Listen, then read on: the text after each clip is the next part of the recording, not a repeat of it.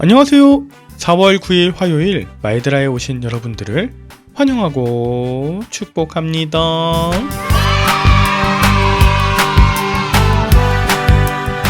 오늘은 제가 속한 경기노회 187회 정기노회가 있는 날입니다. 그간 저를 아껴주시고 응원해주셨 경기노회 노회원분들께 인사드리고자 저도 노회에 참석할 예정인데요. 신기하게도 오늘 노회가 열리는 장소는 제가 지난 2년간 사역했던 초월교회입니다. 마지막 경기노회를 초월교회에서 한다. 2016년 3월에 제가 한국에 귀국해서 처음 참석했던 노회 장소가 이 초월교회였고요. 이번에 임명을 하기 위해 마지막으로 참석하는 노회 장소 역시 초월교회입니다. 이래저래 감사한 마음에 지난 부활주일에는 가족들과 함께 초월교회에 가서 예배드리고 점심 식사를 대접했는데요. 결과적으로는 저희가 대접한 곳보다 훨씬 많은 사랑과 반찬을 받아 돌아왔습니다. 감사하는 삶을 살수록 감사의 거리로 채우시는 하나님을 다시 한번 느끼고 왔는데요. 모쪼록 오늘 초월교회에서 열리는 경기노회에 잘 다녀오고 마지막 인사 잘 드리도록 하겠습니다. 그러면 오늘도 주실 말씀을 기대하는 마음 담아 힘차게 마이드라를 시작해 보도록 하겠습니다. 자, 출발!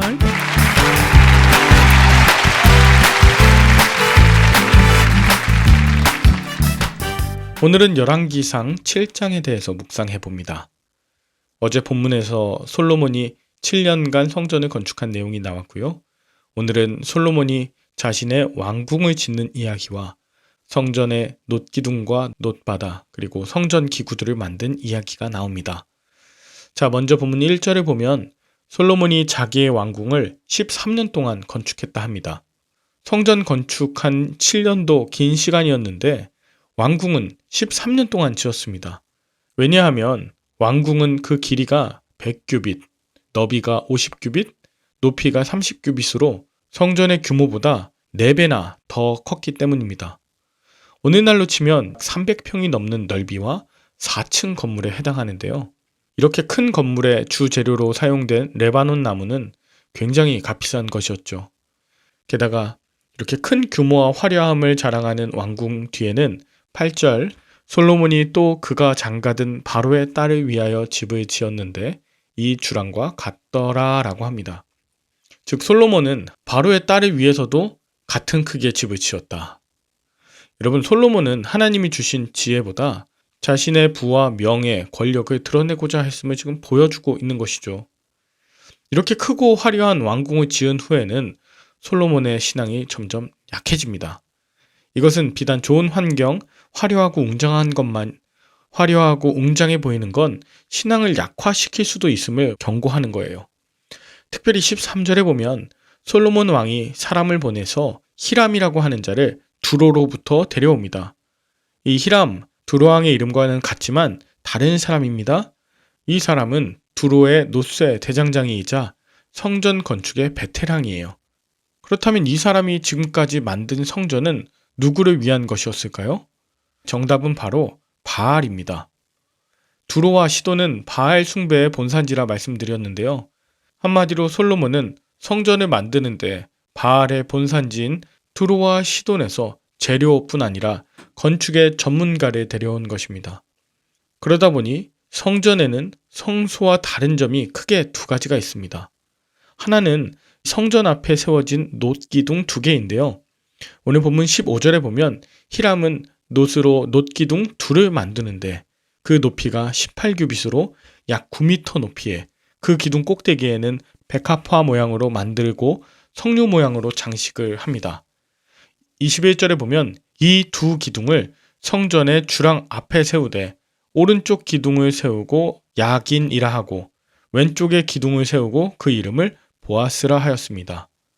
성막 앞에는 이런 기둥이 없었는데 성전에는 야긴과 보아스라고 하는 커다란 놋기둥을 성전과 아무 상관이 없는데도 세워놓은 것입니다. 그렇다면 히람은 이 건물의 구조와는 아무런 관계도 없고 또 성막과도 관계없는 이 두 기둥을 왜 그토록 거대하게 만들어 세웠던 것일까요? 결과적으로 이것은 가나안 사람들이 그들의 신전 앞에 세우고 마체바라고 하고 세웠던 기둥들입니다.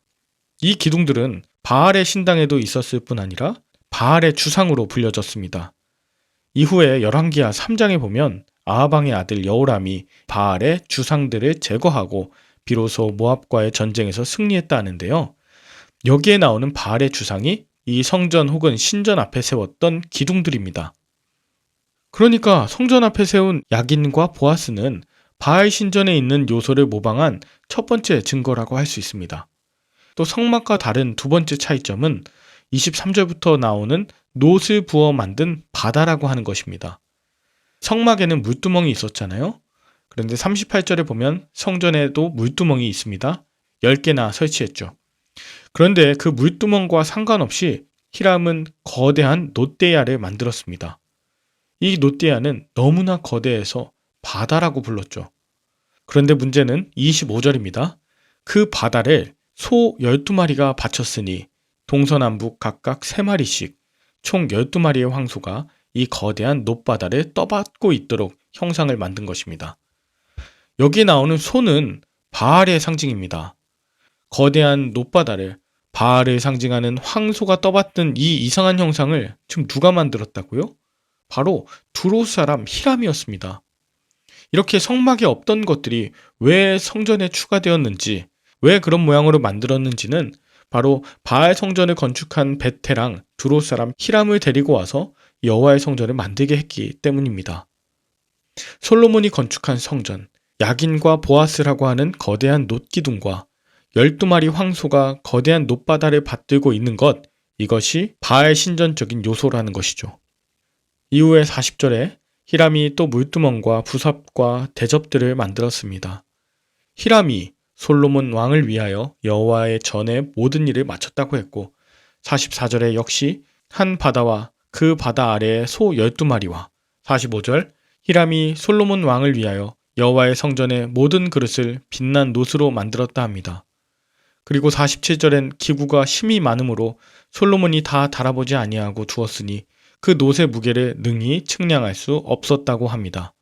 그 외에 금으로 만든 기구들, 즉 금단, 진설병의 금상, 정금 금잔대, 금꽃과 금등잔과 불집게, 정금 대접, 주발, 지성소문의 금돌적이, 성전 외소문의 금돌적이들이 가득해서 결국 마지막 51절엔 솔로몬이 그의 아버지 다윗이 드린 물건 곧 은과 금기구들은 여호와의 성전 곳간에 둘 정도였다고 하면서 본문이 마칩니다. 여러분은 오늘 본문을 통해 무엇을 느끼셨나요? 오늘 열왕기상 7장은 성전이 하나님이 말씀하신 대로 지어진 것이라기보다 오히려 솔로몬이 자신의 생각과 계획대로 두롯 사람 히람을 통해서 만들었다, 이 가슴 아픈 이야기를 우리에게 전달하고 있는 거예요. 게다가 그곳에는 빛난 놋과 번쩍이는 금으로 된 여러 가지 것들이 성전 곳간에 쌓여 있었다는 안타까운 현실을 우리에게 알려주는 거예요. 여러분, 작은 골방이라도 하나님을 향한 진심과 기도를 하나님께서 받으십니다. 그런 의미에서 1000마리의 소를 번제드리는 것, 그리고 모든 것을 금으로 도배하고 남아서 성전 곳간에 쌓아두는 일, 또 크고 화려한 성전과 수많은 기구들 부러워하지 마시고요.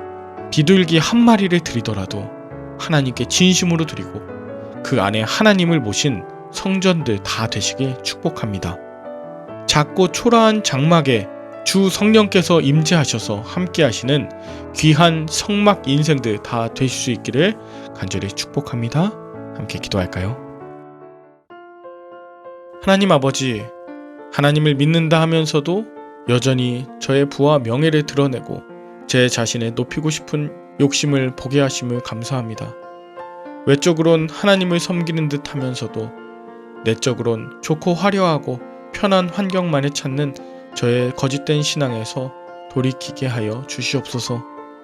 이제는 하나님이 원하시는 것이 무엇인지 말씀을 통해 찾고 구하는 내가 되게 하여 주시고 나의 왕궁보다 주님의 전을 사모하는 진심을 허락하여 주옵소서. 오늘도 우리 앞에 세워놓은 우상과 같은 기둥, 바알 주상을 무너뜨리고 우리가 의지할 것은 오직 하나님 한 분이심을 확증하게 하여 주시옵소서. 동서남북 나의 삶 곳곳에 함께 하시며 진정한 축복이신 예수님의 이름으로 기도합니다. 아멘. 오늘도 좋은 하루 되시길 바라며 저는 내일 다시 찾아뵙도록 하겠습니다. 샬롬.